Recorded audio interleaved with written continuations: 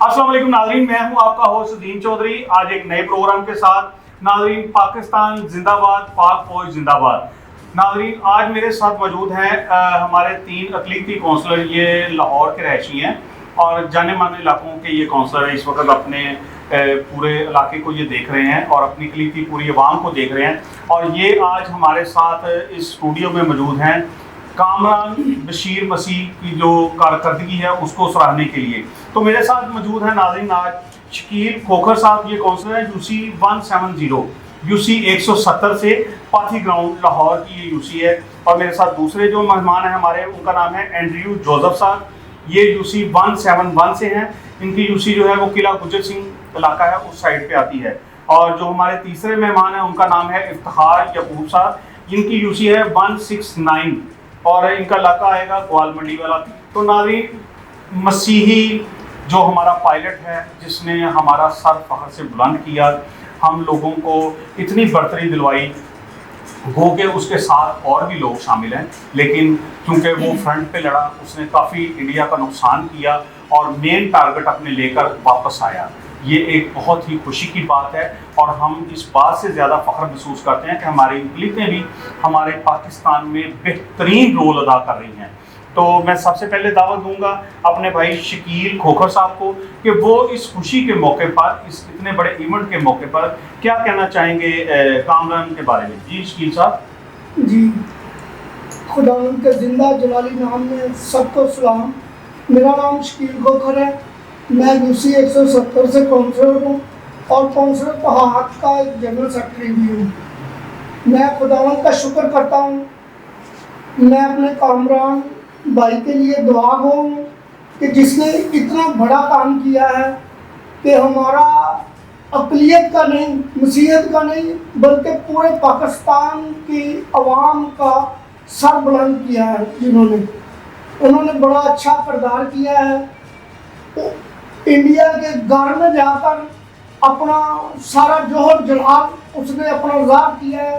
खुदावन ने उसे इतनी बरकत दी, इतनी कुव्वत दी कि अगले के घर में जाकर उसको सारा तहस नहस कर दिया। उसका जो डिफेंस सिस्टम था वो उड़ा दिया उसने।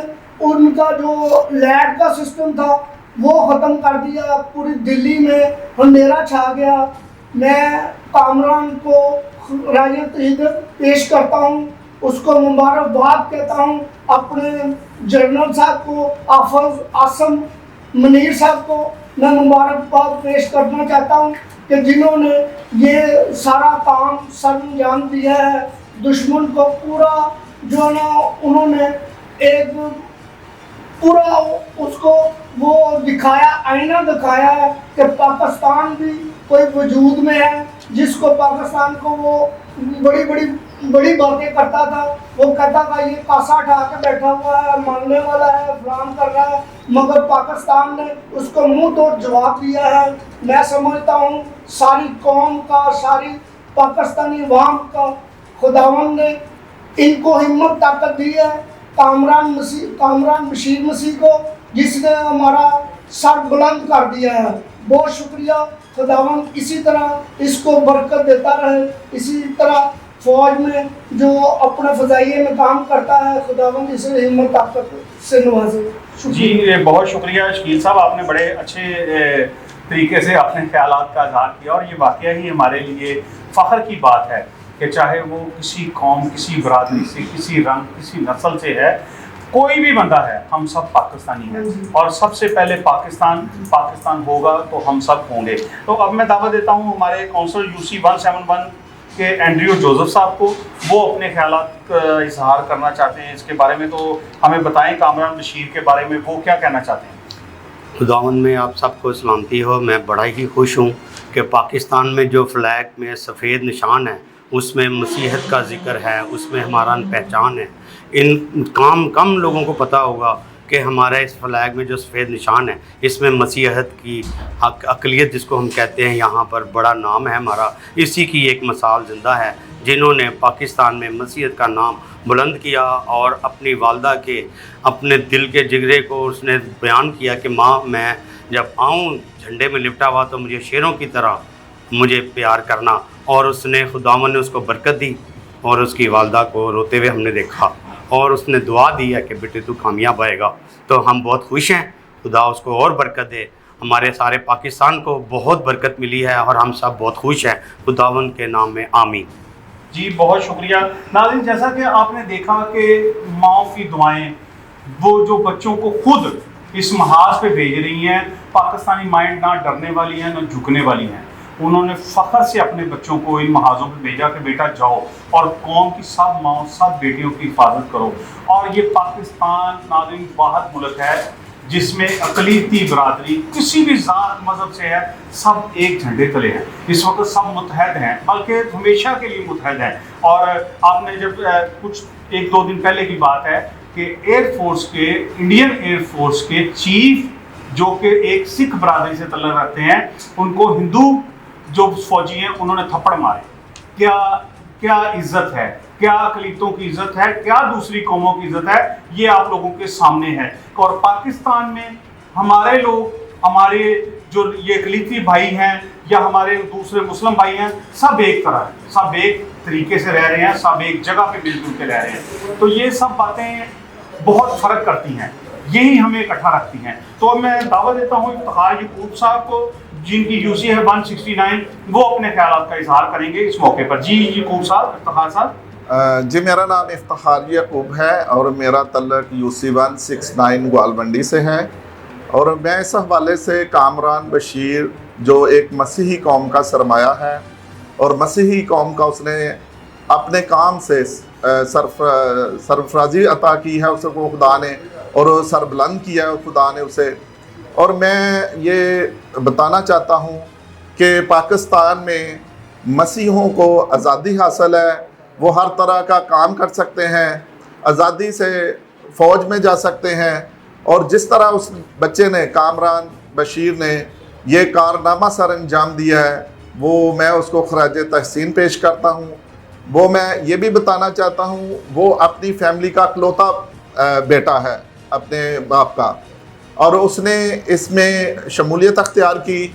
आपको पता है कि एक फ़ाइटर पायलट की ज़िंदगी कितनी को ख़तरनाक होती है, ज़िंदगी मौत का कोई पता नहीं होता। लेकिन उसके बाप भी एयरफोर्स में था और उसने अपने बेटे को भी एयरफोर्स में रखा, और उसने खुद उस चूज़ किया, कामरान ने, एयरफोर्स को। और उसने जिस तरह आप सब जानते हैं पूरी दुनिया में उसका नाम है। मैं एज़ ए मसीह उसको खराज तहसीन पेश करता हूँ। अपने जनरल हाफिज़ आसिम मुनीर साहब को, जो हमारे सिपाहसालार हैं, जिस तरह मैंने ज़िंदगी में, अपनी ज़िंदगी में और इससे पहले भी हिस्ट्री में, मैंने ऐसा जनरल नहीं देखा जो इतना दलेर हो और जो फर्स्ट आगे अगले मोर्चों पर जाकर अपने जवानों का हौसला बढ़ाता है और वो सुबह रात को भी जागता है। और जिस तरह उसने पूरे ऑपरेशन को मैनेज किया, वो खराज तहसीन के काबिल हैं हाफिज़ मुनीर साहब। और खुदावंद उनको ज़िंदगी दे, पूरी आर्मी को अल्लाह ताला ज़िंदगी अता करे। पाक फ़ौज जिंदाबाद, पाकिस्तान पाइंदाबाद। जी बहुत शुक्रिया आप लोगों का, आपने इतने अहम प्रोग्राम में अपने ख्यालात का इजहार किया और अपनी खुशी, अपने जज्बात का इजहार किया। और मैं भी सलूट करता हूँ जनरल आसिम साहब को। ये अल्लाह ताला की तरफ से एक देन होती है, अल्लाह ताला जिसे चुनता है। इंडिया का हमारे साथ बड़ी देर से चल रहा है, इनसे पहले भी कुछ हमारे आर्मी चीफ थे, वो भी आए। लेकिन जो अल्लाह ताला ने इज़्ज़त इनको दी, जो मुकाम इनको दिया है, वो शायद ही किसी को मिला हो। इन्होंने तो घुस के मारने वाली बात को हकीकत करके दिखा दिया।